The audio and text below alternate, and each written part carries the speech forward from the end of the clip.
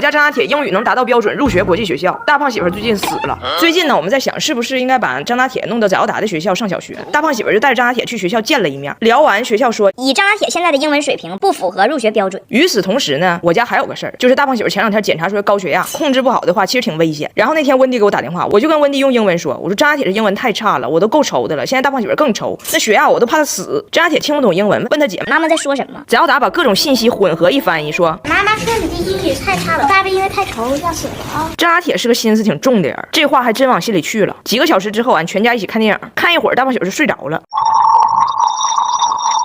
你们见没见过那种呼吸暂停症？大胖媳妇就这样，打的时候特别响，打着打着嘎一下就停了。翟耀达问爸爸是停止呼吸了吗？张大铁愣了1秒钟，想起了爸爸是因为愁什么事儿要死，忽然开始了抢救。Are you? I'm fine, thank you. Are you? Happy New Year. But also apple pear. 当他爸听到 banana 的时候，居然嘎一声活过来了。Banana. 翟耀达就骗张大铁，爸爸本来对这个世界已经失望了，一听到你说的英文，魂儿就回来了。我以为这个事儿吧就骗一次就得了，没想到翟耀达有别的心眼儿，他一心就想让弟弟跟他上一个学校，正愁张大铁不学英语过不了面试呢，发现这招好使，将计就计，没事就让他爸走一回，还给张大铁恶补英语，还得上难度。现在开始让张大铁背全套的英文自我介绍。张大铁快放学的时候，翟耀达过来跟他爸说，你一会儿再走一次。快点，又不行了，爸爸喘不过气儿了，快点，要不行了。说呀。Hello, my name is Matthew. I am almost 5 years old. 没想到大胖媳妇作为人民教师，听到儿子语法有错误没控制住自己，显灵了。I am born in Tianjin. West. 这么晚刚才。然后今天我妈来北京来俺家，张大铁一下给我妈整懵了。快亲亲姥姥，哎呀，今天你都干什么了？我今天上幼儿园，然后放学还有游泳课，然后我回家的时候爸爸就死了，然后我用英文自我介绍，然后我们一起吃的晚饭有鸡翅。你说啥呢，拿铁？怎么了？就是爸爸死了呀。怎么回事？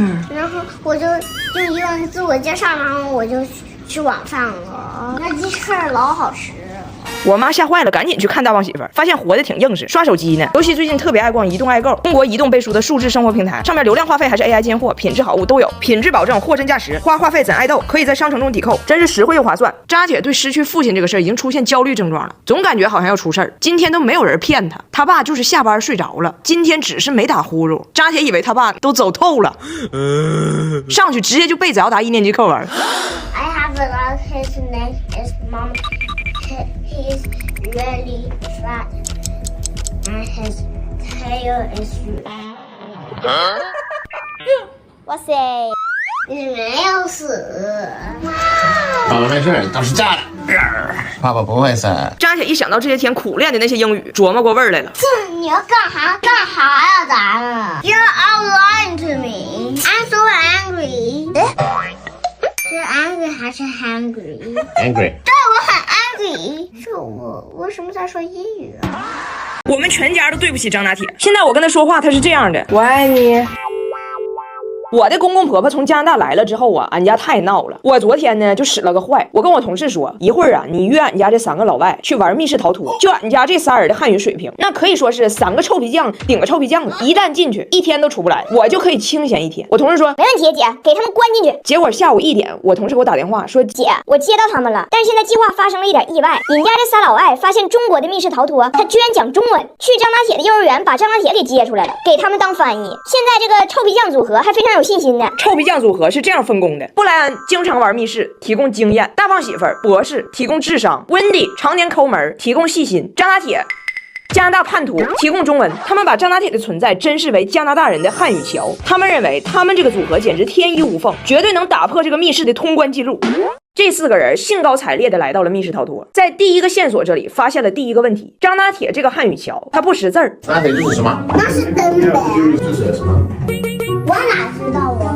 Do you know what that says? 我是中国人，但是我不认这，不认这。紧接着又出现了第2个问题：张大铁这个汉语桥他还不会翻译，桥的意思是连接，而张大铁他只能说是一个汉语的断桥。 Equals one, and that's racist. No, where's another one? 光芒，掰这个，掰这个，拜拜。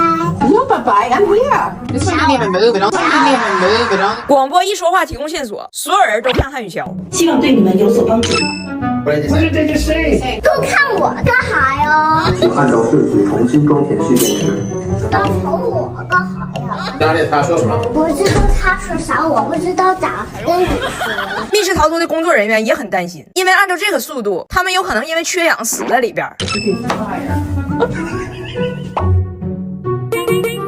张大铁一直在求救。这些老外不认字儿。喂，这些人都不认字儿，怎么办？说成啥？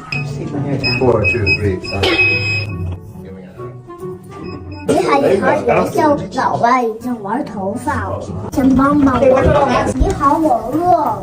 他们彻底被困在了这里。张大铁这脑袋嗡嗡的，他跟我同事说，我要给我妈打电话，让她把我救出去。我看着还是心软了，我就出发去接他们了。这天阳光还挺足，不能光顾着美，防晒可不能忘。我最近很爱用修丽可防晒小银伞，护肤最后一步轻轻一涂，美白防晒两手抓，一整天咋折腾都不担心，不用补。最近跟他们频繁外出，用它不但没晒黑还白了。我接到张大铁的时候，他是这样质问我的：为什么把我和3个外国人关到这里面？为什么呢？但这还是真记仇。回到家了，都过好几个小时了，我寻气儿消了。我说张大铁，别生气了，妈不给你救出来了。为啥让我去？又吵我，又吵我！哎呀，大胖媳妇和他妈在成都干起来了。 You don't eat any fish. No wonder watermelon you'll die. Too spicy. Jamie, Stephen, Mulholland, that's enough. 完了，你奶你爸干起来了。这特不错。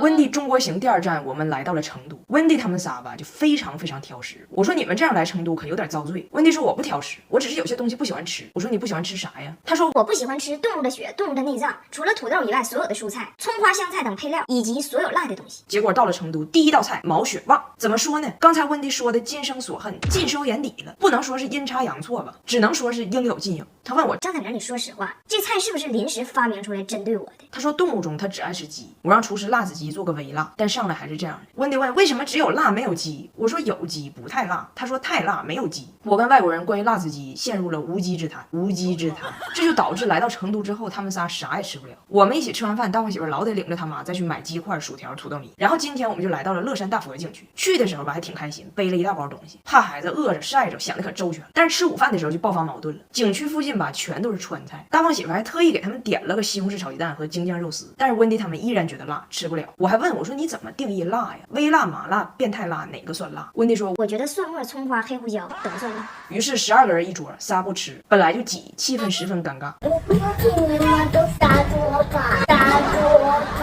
温蒂就问大胖媳妇你就不能给我们找点我们能吃的吗？大胖媳妇说我特意给你点的菜，那2岁男婴和坐月子的都能吃，你咋不能吃呢？再说就因为你们所有人来到四川，放着川菜吃不了，去快餐店陪你们站着挖土豆子，你不觉得很不公平吗？母亲。然后温蒂就生气了，哎妈，乐山大佛都没有化解俩人的矛盾呢，完生气了，他俩像没事似的，我有点着急，我好像总觉得就是毕竟是远道而来的客人，作为主人我有点上火。大胖媳妇说这有啥上火的？你当年去加拿大的时候，那些加拿大人请你吃的糊土豆子、炸土豆子、烤土豆子等加拿大菜的时候，你也没有预期说那不行，我到这儿别人得领我去吃中餐，得吃小鸡炖蘑菇。我一听我说我觉得你说的对，他们不适应也不是我的问题，我也不上火了，不管了。然后过了几个小时，温蒂就有点忍不住了，就主动来跟大胖媳妇示弱了。我并不是一个刁钻的人，只是从土豆子到毛血旺，我也需要一点时间。我跟大胖媳妇说，这折腾一天，其实你妈也挺用心，给全家带的这理肤泉 B5 修复霜太准确了，晒红脱皮问题修复的又快又好，没有酒精，像扎铁脸上这样厚敷一层，15分钟后擦干净就行，脸上身上都能用，在家出门都备着，像敏感、泛红、干燥、起皮等等皮肤突发问题都能用上。娘俩暂时算是破冰了。然后我发现温蒂他们挑食这个问题哈，其实也好治，就跟小孩似的，他不吃你就饿着他，你别心软，2顿饭之间别给零嘴，饿到位了自己就好。果不其然，下午3点33分许，温蒂花3块钱买了个电饭肠，嘴硬说是给孙子买的，其实让他吃。温蒂说你也得理解，我们是外国人，我们天生的味觉和中国人就不一样。大胖媳妇指了一下张大铁说也不一定吧。我